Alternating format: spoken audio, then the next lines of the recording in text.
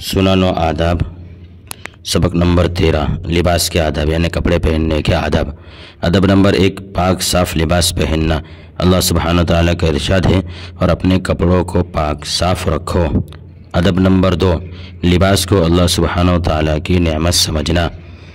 اللہ تبارک و تعالیٰ کا ارشاد ہے، اے آدم کے بیٹوں اور بیٹیوں، ہم نے تمہارے لیے لباس نازل کیا ہے جو تمہارے جسم کے ان حصوں کو چھپا سکتے ہیں جن کا کھولنا عیب ہے اور جو خوش نمائی کا ذریعہ بھی ہے۔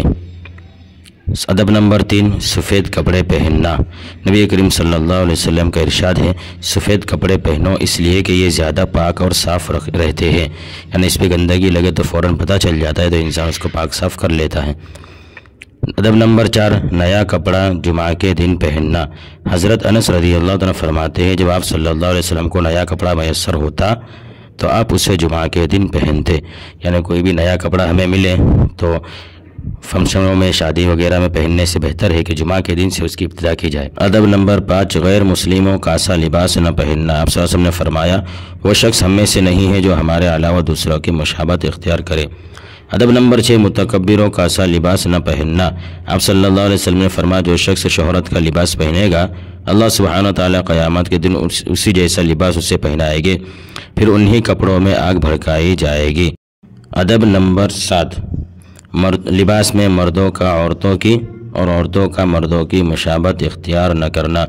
حضرت ابو ہریرہ رضی اللہ عنہ فرماتے ہیں، اللہ کے نبی صلی اللہ علیہ وسلم نے اس مرد پر جو عورت کا سا لباس پہنے اور اس عورت پر جو مردوں کا لباس پہنے لعنت فرمائی ہے۔ نوٹ: مردوں کا ٹخنوں سے نیچے پائجامہ لٹکانا حرام ہے۔ آپ صلی اللہ علیہ وسلم نے فرمایا، ازار کا جو حصہ ٹخنوں کے نیچے لٹکا ہوگا وہ جہنم میں ہوگا۔ یہاں ایک مسئلہ بھی سمجھ لینا چاہیے کہ مردوں کو ریشم کے کپڑے اور سونا استعمال کرنا ناجائز ہے، حرام ہے۔ آپ صلی اللہ علیہ وسلم کا ارشاد ہے، جو شخص اللہ اور آخرت کے دن پر ایمان رکھتا ہو وہ نہ ریشم پہنے نہ سونا پہنے۔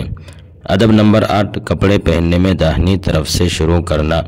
حضرت ابو ہریرہ رضی اللہ عنہ فرماتے ہیں، آپ صلی اللہ علیہ وسلم جب کرتا پہنتے تو داہنی طرف سے ابتدا کرتے تھے۔ ادب نمبر 9 نیا کپڑا پہننے کی دعا پڑھنا۔ حضرت ابو سعید خدری رضی اللہ عنہ فرماتے ہیں، آپ صلی اللہ علیہ وسلم جب نیا کپڑا پہنتے تو اس کپڑے کا نام قمیص یا عمامہ لیتے، پھر یہ دعا پڑھتے، اللہم لک الحمد انت کسوتنیہ اسألک من خیرہ وخیر ما صنع لہ واعوذ بک من شرہ وشر ما صنع لہ۔ ترجمہ: تیرے ہی لیے حمد ہے کہ تو نے مجھے یہ کپڑا پہنایا، میں تجھ سے اس کی اور جس غرض سے بنایا گیا ہے اس کی خیر طلب کرتا ہوں، اور اس کے اور جس غرض سے بنایا گیا ہے اس کے شر سے تیری پناہ طلب کرتا ہوں۔ ادب نمبر 10 عام کپڑے پہنتے وقت دعا پڑھنا چاہیے۔ آپ صلی اللہ علیہ وسلم نے فرمایا، جس شخص نے کپڑے پہنتے وقت یہ دعا پڑھی، الحمدللہ الذی کسانی ھذا ورزقنیہ من غیر حول منی ولا قوہ، تو اس کے اگلے پچھلے تمام گناہ معاف ہو جائے گے۔ دعا کا ترجمہ ہے، تمام تعریفیں اس اللہ کے لیے ہے جس نے کپڑا مجھے پہنایا اور میری قوت اور طاقت کے بغیر مجھے نصیب فرمایا۔ ادب نمبر 11 گریبان میں بٹن لگانا۔ آپ صلی اللہ علیہ وسلم نے فرمایا، کپڑے کو بٹن لگاؤ اگرچہ کانٹے ہی سے ہو۔ نوٹ: آپ صلی اللہ علیہ وسلم سے گریبان کا کھلا چھوڑنا بھی ثابت ہے۔ حضرت معاویہ بن قرط اپنے والد سے نقل فرماتے ہیں کہ میں آپ صلی اللہ علیہ وسلم کے پاس قبیلہ مزینہ کی ایک جماعت کے ساتھ بیعت کے مقصد سے حاضر ہوا تو میں نے دیکھا کہ آپ صلی اللہ علیہ وسلم کے قمیص کے بٹن کھلے ہوئے تھے۔ ادب نمبر 12 لنگی کا اگلا حصہ پچھلے حصے سے قدر نیچا رکھنا۔ حضرت اکرمہ رضی اللہ عنہ فرماتے ہیں، انہوں نے حضرت ابن عباس رضی اللہ عنہ کو لنگی پہنے ہوئے دیکھا کہ ان کی لنگی کے اگلے حصے کا کنارہ پاؤں کی پشت کے قریب تھا اور پیچھے سے کچھ اوپر تھا، تو انہوں نے فرمایا کہ میں نے پوچھا کہ آپ اس طرح کیوں لنگی پہنتے ہیں؟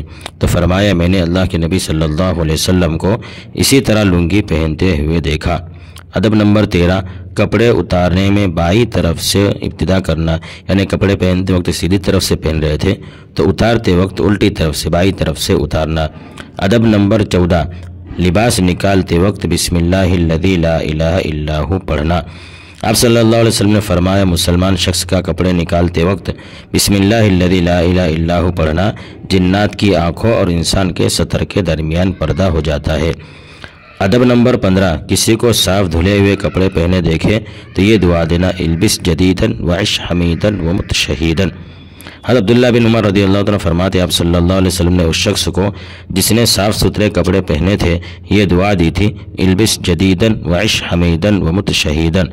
ترجمہ، تو نیا کپڑا پہنتا رہے اور تو اچھی زندگی گزار اور شہادت والی موت تجھے نصیب ہو۔